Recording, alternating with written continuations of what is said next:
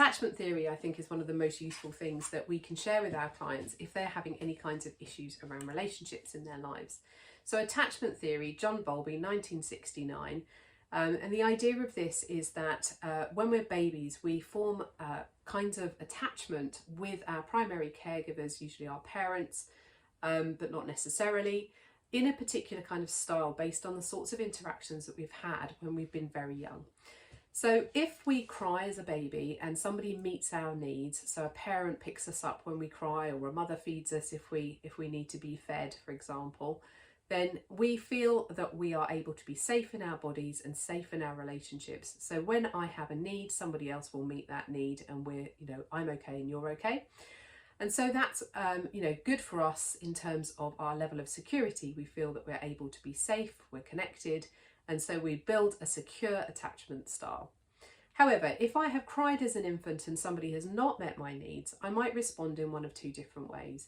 So firstly, I might respond in an anxious way, which is that as I cry and nobody responds or doesn't respond in the way that I as the baby need them to, that can create an anxiety in me where I believe that nobody will come and meet my needs. I become very worried about whether somebody will ever come back. And as an adult, that might play out that I become quite needy, quite emotionally unstable or up and down with things, because actually I worry all the time that I'm not going to have that relationship reciprocated. I'm worried that it's not going to happen in that way. The other sort of version of that is where our needs haven't been met, but instead of being anxious about it, we kind of switch off from it a little bit. And as the infant doesn't get its needs met by its parent, it begins to just go, oh, well, no one's ever going to come for me. I'm going to need to take care of myself.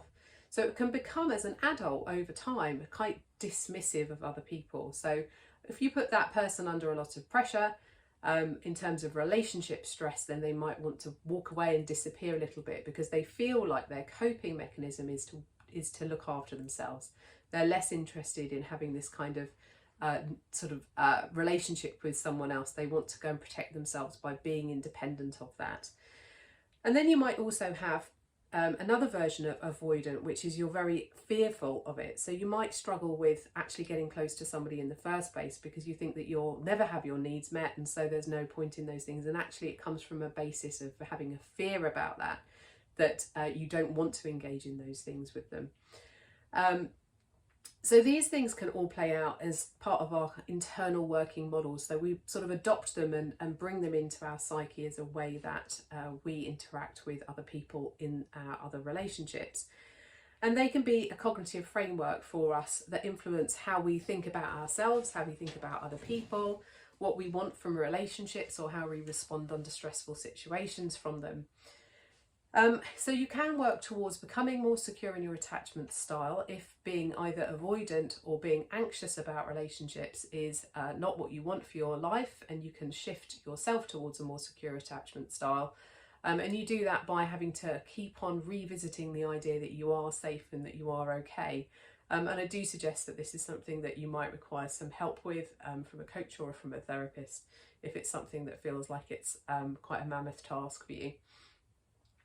But when we do get that right and the security is in place, we actually do find ourselves able to be more resilient. We have better emotional regulation, and that we are actually able to have better relationships with other people because we are operating on a more adult to adult footing with people.